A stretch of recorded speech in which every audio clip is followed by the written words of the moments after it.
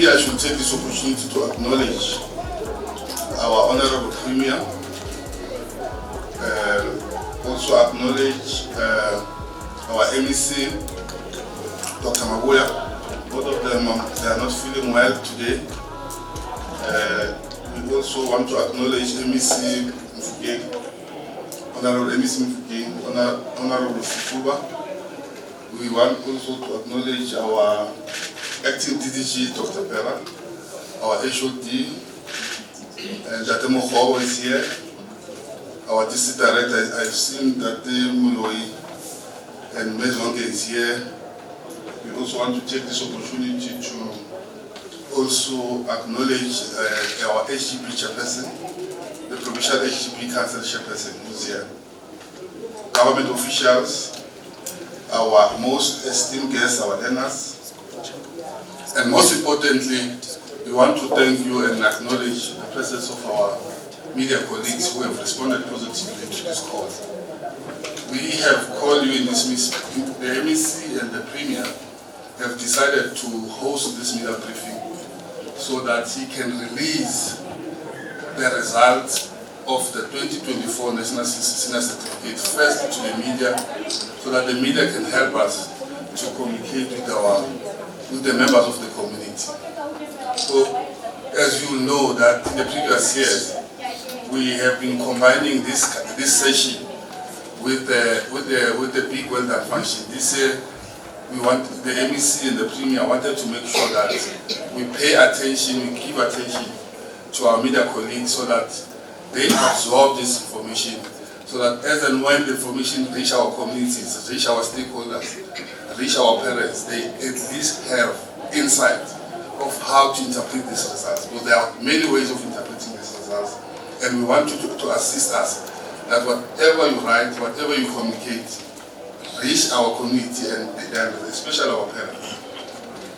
Ladies and gentlemen, I want to take this opportunity to welcome the HOD so that he can present the 2024 National Senior Certificate results to the public via the media. Thank you very much.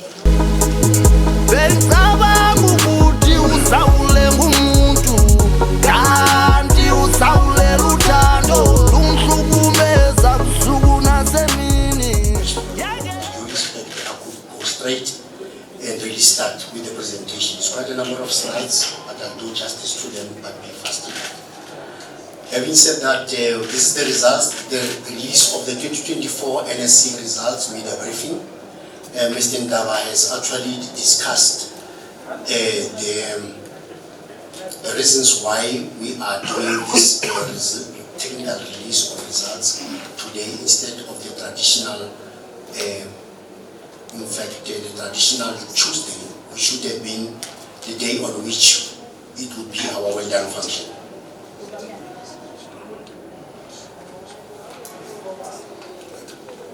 Thank you. And this is the introduction of the 2024 top achievers. I will actually then, give you the reasons why we do the work that we do. Our work is firmly predicated on a national development plan through which by 2030 South Africans should have access to education and training of the highest quality, leading to significantly improved learning outcomes. The performance of South African learners in international standardized tests should be comparable to the performance of learners from countries at a similar level of development and with similar levels of access. When you look at the depiction of the class of 2024, there are a myriad of challenges that faced this cohort. We have been driven by the National Curriculum Recovery Plan, which played a significant role in supporting these learners. Giving you these learners in context, they entered grade 1 in 2013, and many benefited from various progression policies within our educational ecosystem. They entered grade 8 at a critical phase in 2020 at the height of COVID-19. They were affected when they transitioned to the next phase, from primary phase to secondary phase. And in grade 9, which was in 2021, which was a very crucial year for subject selection, for entry into grade 10, which would have been in 2022, they were also facing disruption. Their transition was never easy. They transitioned to the FET phase in grade 10, which was in 2022. And they experienced a lot of what we call curriculum training, meaning which their curriculum had to be trimmed because they could not have had enough time to cover the full curriculum. Clearly, they would have transitioned to the next grade with some curriculum gaps. When you look at them, only full schooling resumed in grade 10, that was in 2022. We have to introduce the first semblance of an exam, which was in June. Before that, they just wrote, normal common assessments, but not full-blown semblance of a test. That only happened in June. So, and we also started then to resume with our school-based assessments modalities like practical assessment tests and orals. So that's when some semblance of normality kicked in. So these learners, they actually, covered themselves in glory. If you listen to what the minister announced yesterday, these are the beautiful ones. I will then give you our cohort, these learners of 2024, so that you know who they are. Here I'll only focus on the Free State within the national context, but I'll just zoom into the Free State. But it helps with a little bit of context that you can peep into what other provinces were doing. You will see that this cohort was 1,861 more than the cohort of 2023. So we had higher enrollment in 2024. That's what makes this thing even more sweeter. You will see that there are provinces that actually registered a decline, whilst we registered an increase. And now you'll also see that we have part-time candidates who wrote, because we need to give learners a second chance to ensure that they can actually have a fair chance in improving their lot if they did not succeed. We had 8,191 part-time learners, which was slightly lower than 2023, which was 8,542. But what is more significant with this cohort is that more of these learners sat and wrote the exam, as opposed to those learners in 2023. Now, I don't know how to depict this, but you will see the picture in terms of delineation of gender. You will see that more girl learners are anchoring our results. You will see that the picture is a national picture. Look at 2024. You will see that the Free State registered 54.7% female learners, as opposed to 45.3% male learners. And the picture is the same with all other provinces. Premier, this is painting a very beautiful picture if you understand the core values of how we build a society. We also need to look at principles of social justice, which underpin our service delivery in the department. They are particularly its access, its redress, its equity, efficiency, quality, and inclusivity. Because I'm going to talk about inclusive education, I will focus on the two, regardless of your personal circumstances. The business of the department is to protect every learner, irrespective of their personal circumstances.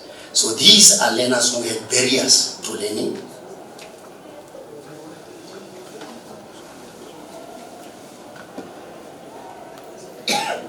Yes. These are learners who have barriers to learning.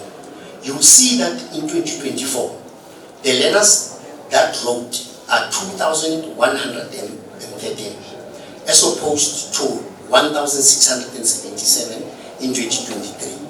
The enrollment given was higher this year than it was last year.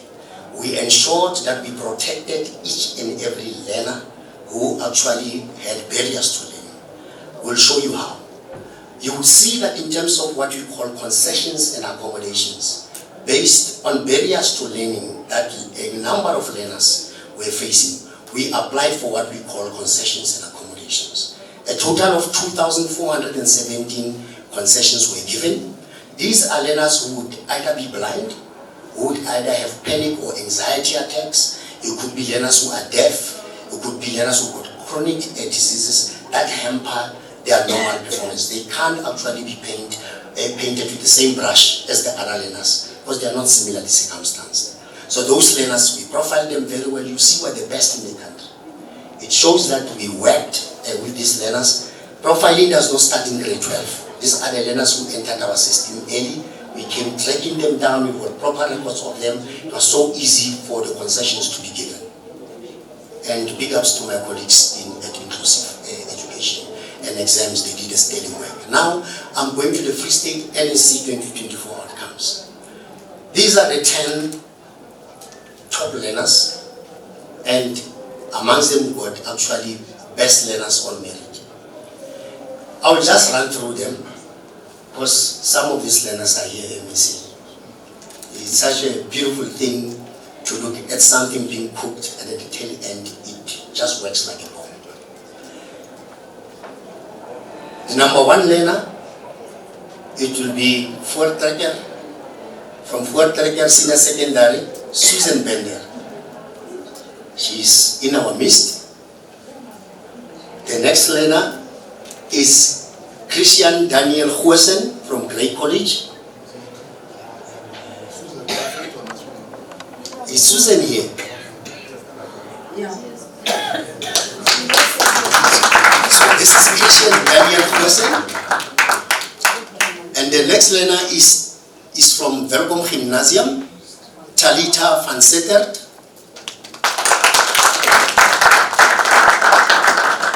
And the best learner on merit is the Ghettos Liga, the Shonolo Mukhotu from JC Mutumi Senior Secondary.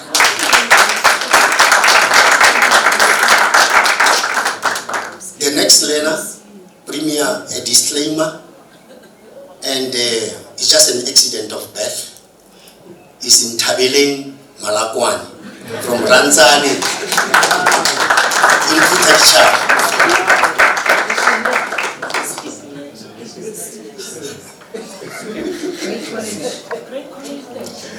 The next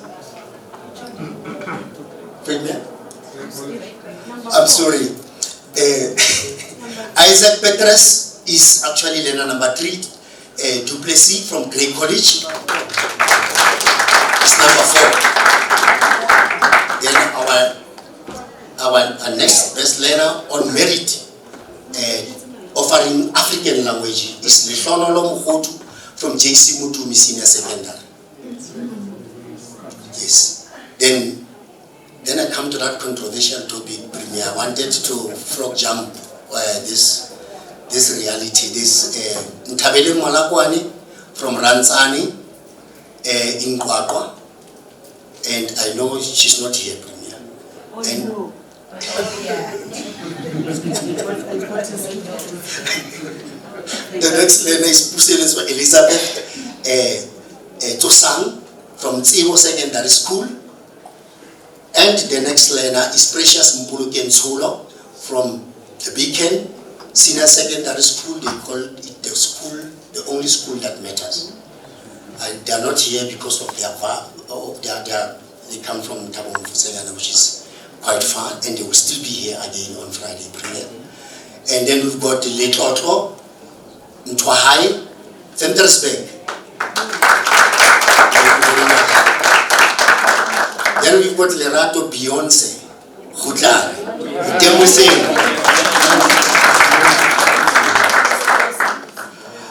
So you could run the slides for me, please.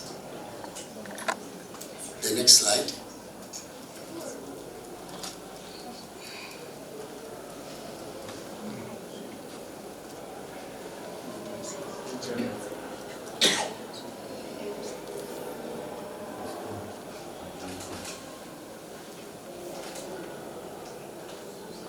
Thank you. These are the top performer from Thabo Mofusengana, the Fort Trekker Senior Secondary is Susan Bender, as I've ever seen. She's a top 10 candidate, and a candidate who is in the top 10 because of the following subjects. It's accounting, math, physics, and Afrikaans home language. You will see she has taken 7 languages, 7 subjects, and she has achieved. We normally have level 7 and nothing more. But to give you the quality within the quality, we have delineated certain achievements to level 8. For you to understand the real depth of the achievement. This learner received 90 plus in all the 7 subjects. With that said, Premier, I want to really appeal to members of the media to help us disseminate this very crucial information. This information is just as crucial as the announcements of the results themselves. For queries and corrections, if you have any queries or corrections regarding our November 2024 written examination results, please submit them by no later than 21 February 2025, not you, those who wrote. Remarking and rechecking, please the learners note that the closing date for applications for remarking and rechecking of scripts for the November 2024 examination is 29th January 2025. And also note that the late applications will not be accepted. So, exam registration deadlines for June 2025 exams, registration for the NSC candidates repeating subjects with a valid school-based assessment closes on the 7th of February 2025. For November 2025 exams, application forms will be available from 1 March 2025 and the closing date for registration is 15 March 2025. In conclusion, the 95% is a groundbreaking pass percentage that has never been achieved in the country before. We have always been benchmarking ourselves against the ambitious 90-40 target that we have set for ourselves. We have now surpassed it. It must be clearly understood that we are competing against ourselves. We are only as good as our past achievement, not against any other province. We always aim at doing better than our own previous performance. Education in the Free State remains a societal matter. The entire community of the Free State has been mobilized to support the establishment of a culture of learning in our schools, where education is a microcosm of society. This year, we are #simply excellent.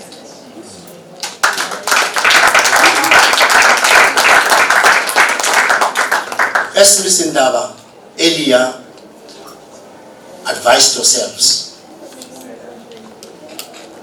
the Free State Premier, Honorable Makwinde Matai, and our MEC for Education, Dr. Maboya, will host the annual Well Done Function ceremony for the class of 2022 on the 17th of January 2025. This will be held here at the Booth Trustee Hall. It will start at 8 o'clock sharp. In education, we respect time. At 8 o'clock sharp, we start. It all seems impossible until it is done. Open quote and close quote. Honorable statement of all time, Nelson Mandela. Thank you very much.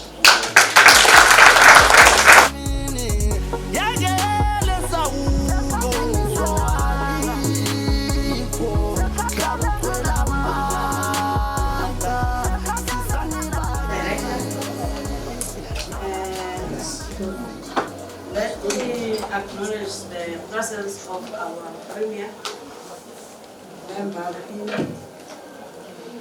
Letua Chamara. Also, Matai. I want to end up with something. But I'm not well, right? And also the presence of the EXCO members who are here, as well as MEC Sifuba, our acting DG, Dr. Pera. And we also appreciate the presence of all the officials from the Department of Education, as well as our district directors, the chairperson of the Provincial Council, media houses that are here. It is indeed a great pleasure to stand before you today as we celebrate our achievement, this is quite a huge milestone.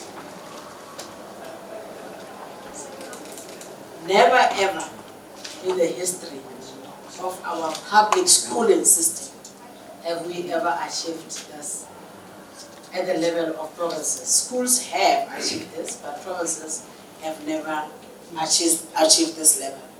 We have managed to hit the 91% pass rate, as well as the 48% bachelor rate. Let me also hasten to remind you that as early as in 2010, we set ourselves this target, the target of 90-40, 90 being the pass rate and 40 being the bachelor rate. And obviously, we have already surpassed both targets. The 48% that we are talking about, I think we moved from 44%. We increased our bachelor rate by almost 4% to 48%. And our pass rate, we moved from 89% to 91%. We increased by 2%. And I'm sure you would have noticed on the slide that we are the least improved province. And for obvious reasons. If you know statistics, then you know that if you are moving from a low base, it's easy for you to increase by 6%, 10%, and so on. But with us, because we are moving from a higher base, then it's not as easy as all that. So as a province, we are really proud of our learners, of our teachers, wonderful learners who are here, our educators, our SGPs, our parents, our teacher unions. We want support from all of you. And I think it is in this province where we are demonstrating that indeed education is a societal matter. Yesterday when I was interviewed in Johannesburg, someone said to me, your province is amongst the poorest provinces. And I said, perhaps that is the reason why we are investing in our people through education. That is the best thing that we can do for our people, because we happen to be one of those poor provinces. So having said that, I think we have seen that we have really done well this year. We have hit the 91% pass rate, as we said, but we have also increased in terms of the bachelor passes. Now the question of quality, I think, is something that we still have to look at, because I think quality is also relative in one way or the other. Because if as a country we are talking about, the whole program of a skills revolution, then we would appreciate even those learners who have attained diplomas as quality, because those are learners who will be going into your skills programs, which is what this country needs. So at some point, I think we need to redefine what we mean by quality. What used to be quality in the past, when we thought we could channel everyone into your academic stream, we as the department, we have introduced what we call the three-stream model. And in the three-stream model, we do have the academic stream, we have the vocational stream, and the occupational stream. Meaning that we are moving in the right path to ensure that we revolutionize the country in terms of skills, which is what we want. So I'm saying that this thing of quality and excluding the diplomas, we need to relook into it. I know that you are going to ask me about that one, and this is exactly what I'm saying. To relook into it. Because those kids with diplomas are the ones who are going to be admitted at your University of Technology. Again, those are the kids who are going to be admitted. So that's why I'm saying that the issue of quality is neither.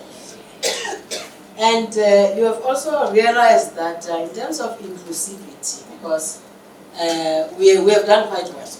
That slide showed you that we are the biggest contributors or the biggest contributor in terms of the number of learners who applied for concessions and accommodations. We've got a lot of such learners in our education system, by the way, who do have barriers to learning. And if those learners are not supported by making sure that we provide them with the necessary assistance for them to be able to perform as they should, to their potential, to their full potential, then we are not doing justice to them. So the issue of inclusivity, I think, is also featuring in our results. And yeah, that's the one. But also, what is also impressive about our results is the fact that we have increased the number of schools that have performed at 100%. And not only the 100%, but also 90% upwards. I think we have done very well in terms of that. There are far more than 60%, I think, schools that have performed above 90%. 67% of our schools have performed above 90%, which is quite good. And when you look at where these schools are located, most of them are your schools in those poverty-stricken areas.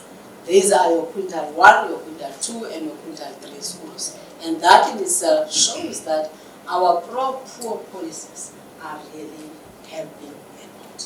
So I think in a nutshell, Program Director, this is what I wanted to say about these results. A lot will be said, I think, when we get to the well done function. And we have also seen that most of our learners who have done well in maths and science, which are our gateway subjects, come from the most rural area, which is Tabo Fuzelan.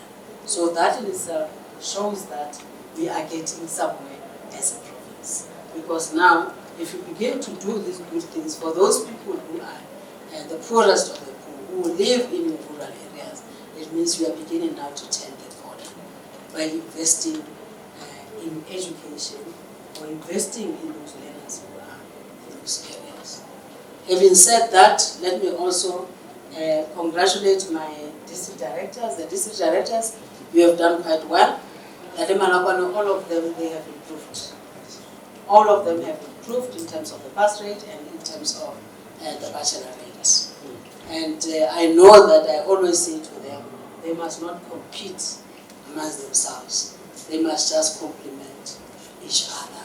This is the message that I always send out to them. And to our beautiful learners, our stars, we are proud of you. I know that we are still going to meet with you on Friday, and where we'll also be acknowledging you in the presence of so many people. I think we have invited how many people? More than 1,000 people will be there. So you are going to be acknowledged properly. So we really want to thank you for the hard work, for the dedication, and for really putting the Free State on the map. Thank you very much.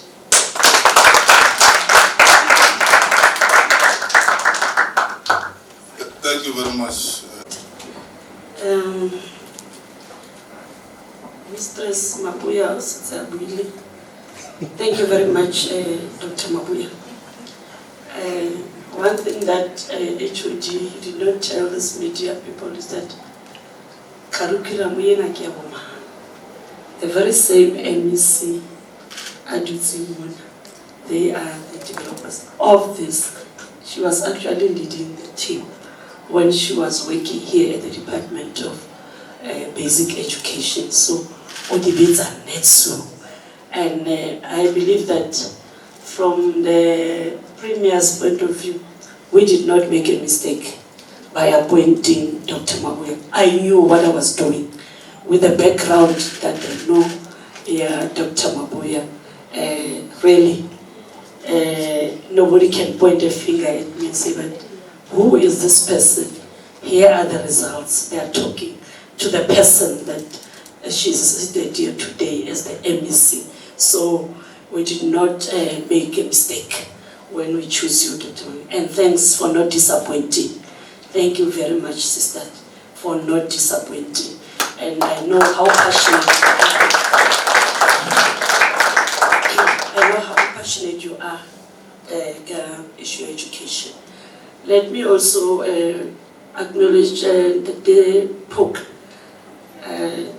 he wanted to leave, but please stay. We are executive, all of us.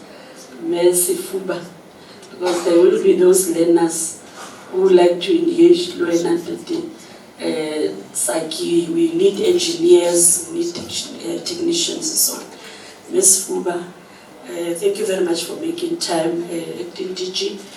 The team of the Basic Education and Office of the Premier. But my lovely people, the district people, I once worked in this department at national level with Dr. Mabuya once more. She was taken from the province and she became a DDG at National Department of Basic Education. So the team here in Med-City, don't be surprised, I know them by name, district. I used to visit all these districts during COVID, and they're still here. It's just that there's a challenge from Thabo Mfutsanyana, Bogoto, Pentekam, and thanks very much for your performance. But HOD, there's one issue that I wanted to raise as you're speaking here, that we really need to have, either we have roadshows or we market this program of finishing schools. I was sharing this with MEC Psyche. Most of the people don't know about this finishing school, and they're playing a major problem. They don't know. At the level of national, they call it as second chance matric. But here it's a school, full-fledged school, where people are even wearing uniform. It's in Zastron, it's in Twatwa, it's in Botshabelo. But what is disappointing is that the majority of learners in your district, Mama, when I visited your school, were from other provinces, your KZN. Because this is the only province. This is the only province that has this finishing school. So other provinces are flocking here.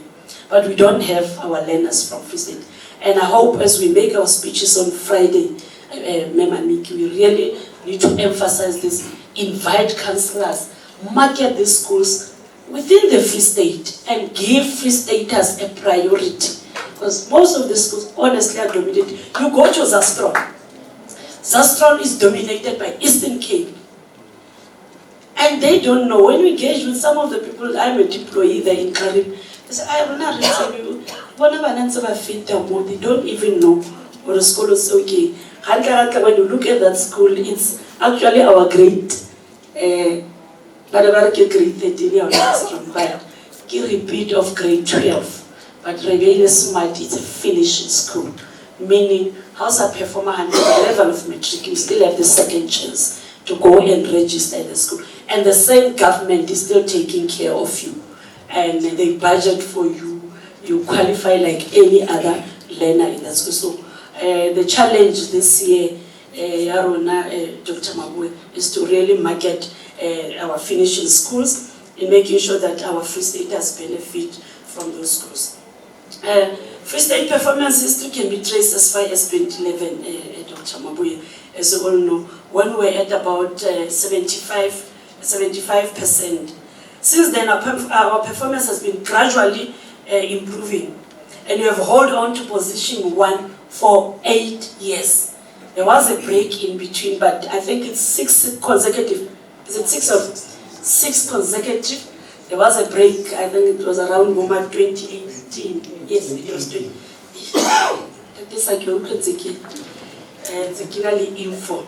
And really, HOD and the MEC, we are delighted that there's a huge pass rate improvement of no fee school fees, especially around quintile 1 to quintile 3. And honestly, Dr. Mabuya, we have performed well.